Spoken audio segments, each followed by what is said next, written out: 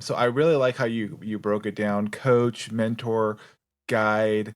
I think people can relate to, especially when you give these examples. I'm a big Star Wars fan, Obi-Wan Kenobi or Mr. Miyagi or Morpheus. So I think people can identify with somebody that has gone ahead of you in the journey, have been there, have seen these things, and are going to be able to pay attention and say, "Hey, like you said, don't go down that one. I've been down that road before," and helping, guiding them. And so I agree that all of us need that. In fact, you were mentioning, you have others still in your life, right, that are guiding you, putting you. I think any good coach or guide has somebody else in their life. It's not like I've just figured it out and that's it. You have other people in our life further along the journey ahead of yourself or myself. Exactly. Definitely.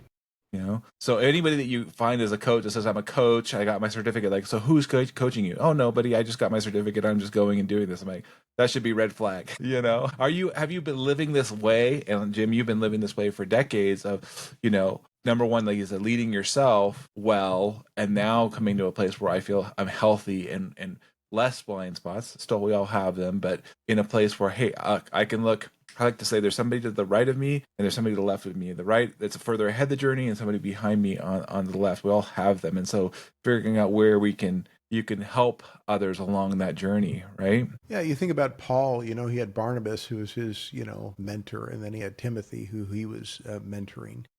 Mm-hmm. So, there's always that type of relationship there. But I think you hit on something that's really, really important.